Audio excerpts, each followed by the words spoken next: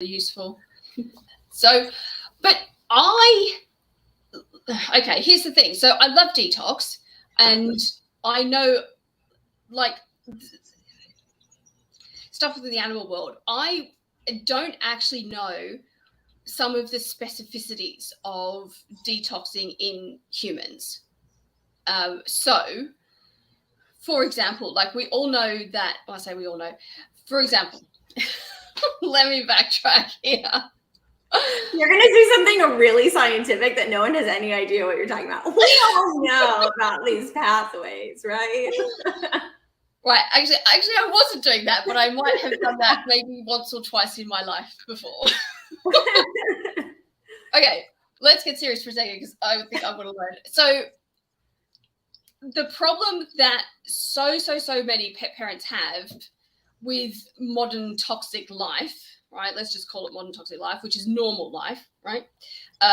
Is severe allergies, skin problems, itchiness in pets. Like it's no joke. And I didn't realize how much of a big deal it was, not being in the veterinary frontline in the clinic. But since discovering this and then talking to vets, it's like it's the number one thing. Right? That's excuse me, but that's number one complaint of zookeepers with the animals is they have so many allergies. Oh, not zookeepers, pet parents. Pet parents. Okay. Yes, that makes sense. Yeah, zookeepers is a different world. So what I was going to say is we all know that those skin problems are tied to a detox issue or a gut issue, right? So wait, say it again in case someone didn't know that. So yeah, if you didn't know and you've got itchiness, flaky skin, bad smelling skin, greasy skin, hot spots, flare-ups, itchy paws, nibbling at the feet all the time, like fungal ears, the whole thing is going to come down to a gut situation. So you've got leaky gut and you've got allergies and you've got an immune response in the body, or you've got a detox problem, a backload. The disposal garbage trucks can't get out of the system fast enough. It's backed up, and what should be going out via the kidney and the liver are going out through the skin. So why do we not see that same high level or the same frequency of itchiness and all those things in humans? Or do we, and I just have zero knowledge of that? That's an interesting question. Definitely we see symptoms that present on the skin. We definitely do, but it's not usually itchiness. It can be rashes, eczema, kind of those kinds of things. But we definitely see that. And like you're saying, the skin is a really big reflection of what's going on in the gut and our pets. It is for humans too. Acne, those all go back to what's going on in the gut. One, kind of being overburdened with toxins can also create symptoms that I wouldn't think wouldn't be as obvious in pets, like brain fog. Mm-hmm. Is big. Fatigue can be big. Just like kind of trouble with cognition. Like not that like you can't function. Well, for some people it becomes you can't function. There's actually even a type of dementia that is brought on by mold toxicity. So it can get really severe. But a lot of the complaints that people have are like of the cognitive type. So let me give you an example. I had mold toxicity from living in LA. Unfortunately, the walls just in the city, there's a lot of mold. And I had a couple different types of mold burden. And I would get really, really severe brain fog to where there was like a couple hours period every day where I was like, don't talk to me like during 2 to 4 p.m. because I'll be gone. Like I just need to lay down and like not function. And it almost felt like almost like being drunk. Like you can't really think straight. So it can present in a lot of ways. One of the other ways it's really common is sensitivity to smells. Oh, interesting. Like candles, perfumes, colognes, cigarettes, like those kinds of, if you get like any, you know how there's people who are like, I can't even, like, I'll get an immediate headache. Mm-hmm. That was me from photocopiers when I was a kid. Photocopiers, right? So my parents are teachers, and I used to go to school with my parents sometimes, like my dad sometimes. And he'd be like be a school closed day, but dad had to go into work and whatever. So and they do some photocopying, and that particular school had the photocopiers in the photocopier room. So it was this little like fake wall, little so tight space. And I couldn't even walk through the door without going, oh, I feel queasy. Like it made my stomach turn. Not like I literally would throw up, but just feel like, oh, my butt. And then a pressure in my, like that. And I was like, oh, I'm off, Dad. I'm going to play outside. Yeah. I mean, you knew that like that wasn't good for you. That was vile. And to this day, I hate the smell of them. Oh, I'm sure. You probably like had this like toxic burden from those specific fumes. Yeah, well. But I also remember, so that's obviously a really noxious example, but I had incredibly heightened sense of smell situation so my bedroom window was at the top of our driveway. And I remember a point during summer one year that we got a huge pile of mulch and chippings and bark and stuff to go on the garden to stop the weeds coming up. And so the truck came and delivered it, and it delivered at the top of the driveway. So it was close to the garden for doing the wheelbarrowing, not very far from my bedroom window. And, you know, when this thing arrived, it's like, oh my gosh, look at that. Looks so good. Smells so nice. You know, anyway, it was summer. So my window was open when I went to sleep. I woke up in the morning and I was like, I can't breathe. I cannot breathe because there's this smell that is making me feel awful. Like it is a disgusting smell. I never want to smell it again. I can't get it out of I went to other rooms in the house. I was sniffing around my room. I was like, what the heck is in my room that's doing this thing? Other parts of the house, I could still, it doesn't matter where I went. I mean, I almost put toothpaste up my nose to try and not smell it. Like that's minty and, you know, and it will make it go. Anyway, and the rest of my family like, what? It's nothing. There's nothing here. There's no smell at all. What are you talking about? And then eventually they went outside. Excuse me. And they're like, oh, don't the bark chips smell good? And I went close and I was like, that's it. That's what. So all night I had been breathing in these resins and oils and stuff because of course it's a great big pile of it. So it's quite warm underneath and sun's shining down on it. So they're all activating these molecules, which would have been amazing if you needed that kind of zoopharmacognosy therapy. Right. But clearly I'd maxed my dose to such an extent where I was literally now poisoning myself. I was overdosing on these resins accidentally and could not, I had to leave the house for the day. I had to go play in the park, you know, and just get away from it. So not a toxicity in the sense of I had all this build up in my body, but I'd had an overload of a natural substance that had gotten to a level where it was now toxic to my body. And the sense of smell was giving me warning signals of don't do that.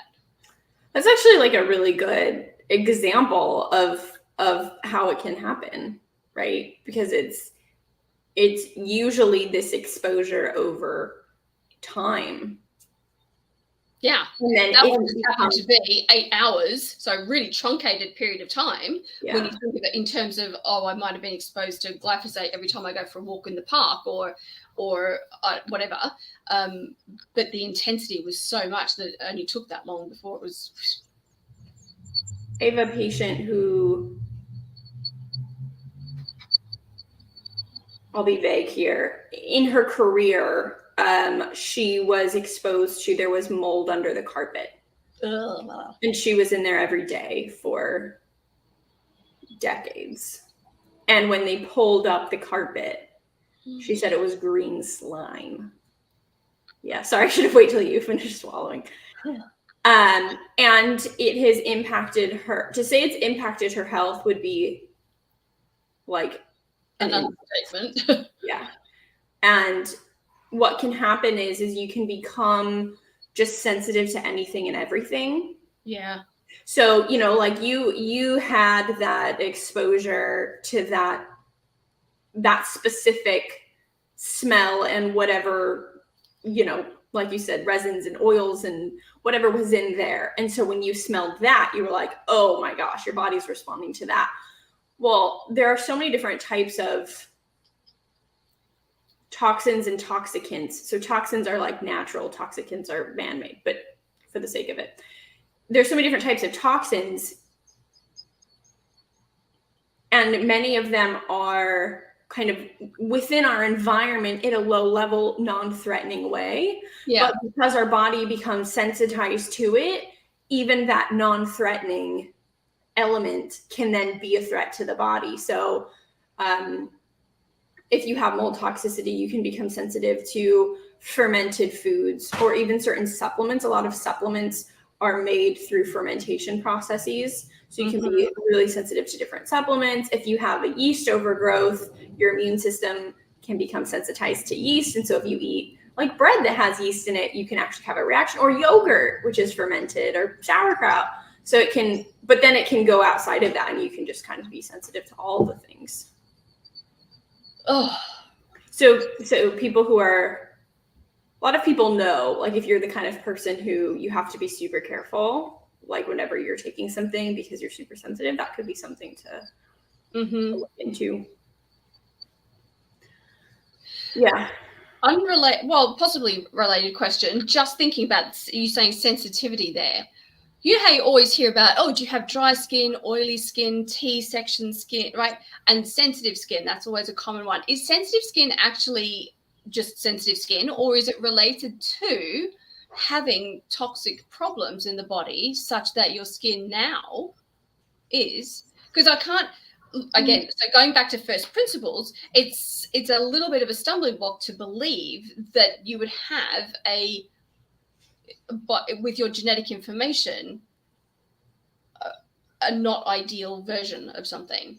Of course, there's always going to be some of those, but as a general rule, and for a chunk of the cosmetic world to be focusing that, like that's pretty sizable. Well, I don't know, but here's the thing: is that like our skincare products are just disgusting. Like most skincare products are so filled with chemicals that like it makes sense for people to have reactions to them. Like they cause cancer, they interfere with our hormone systems, like there's so many, unfortunately, like poisons in our skincare that the people who are having to choose like the sensitive products are actually better off, probably, because they're probably, you know, filtering out a lot of these toxins.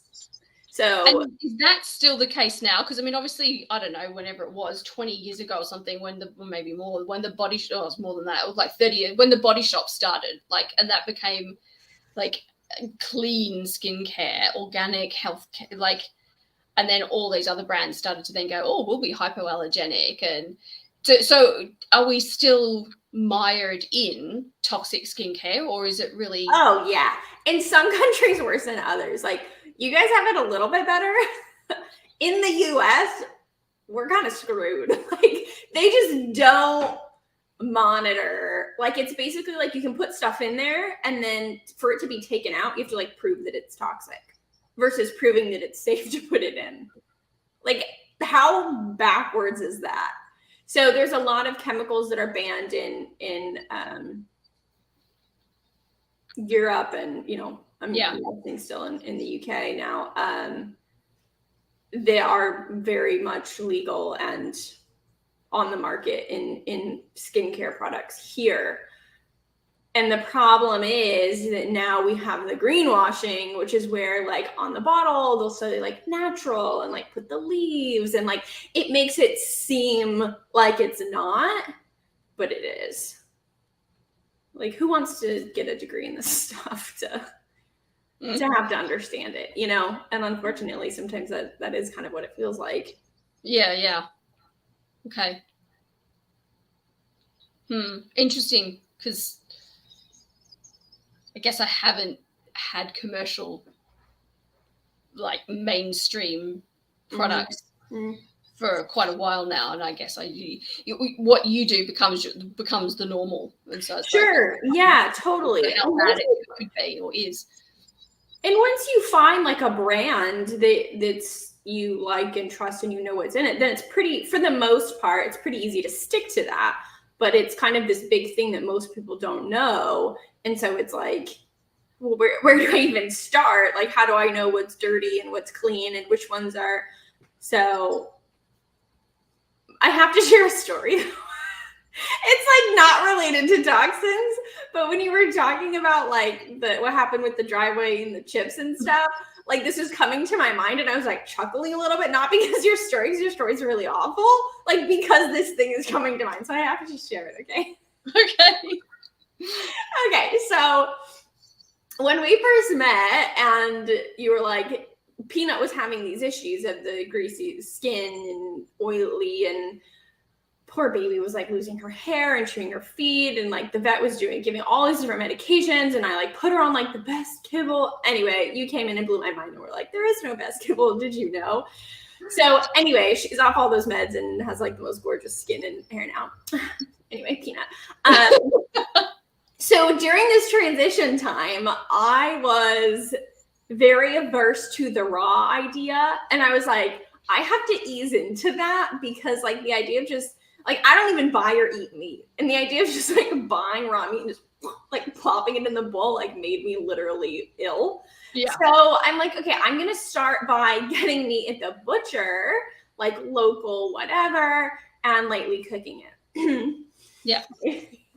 So my butcher had these, they were actually like marketed as like for dogs, but it was like beef, a heart and tongue, and you know, like whatever they couldn't sell to humans, like all the really nutrient rich organs. And it was like all ground up. So I'm like, great, let's do that. We'll lightly saute some veg and we'll put it together. We'll make a nice bowl. And obviously we have Birdie too. Birdie's a lot bigger. Mm-hmm. So we're talking about a lot of meat here. Yeah. So I got out my Instant Pot, my crock pot, and I put the meat in it. And I did this in the evening for some reason. And we went to bed to like let it go.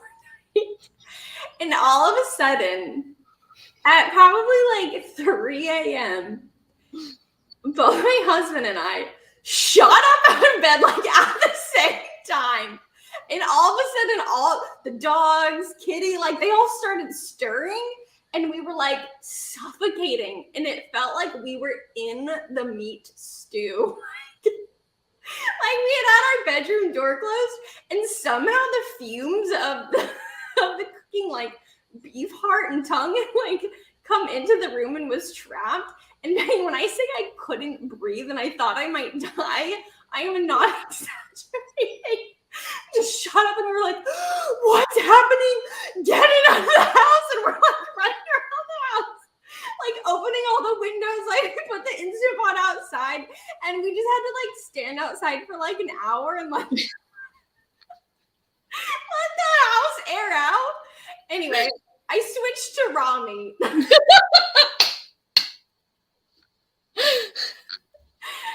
And that's my toxic soup story. So the moral of the story is listen to me the first time and don't make up your own steps in the program. It was so much harder for myself anyway. Like, I don't know why. Anyway. But I mean, that story totally is real to me because of the experience that I was describing earlier. Like it's the air is so thick with this thing that you are so aversive to just like, honestly, you can't endure it. You can't endure it. So no, never again. Never again. And we're all better off for it. So on that note, check out our mini podcasts. We have a mini podcast this week on detoxification, where we share actually valuable information, not about meat stews. And yeah, that's available to watch this week. So check it out. And if you want more resources on detoxification, you guys know where to find it. That's what we're talking about this month in Rejuvenate.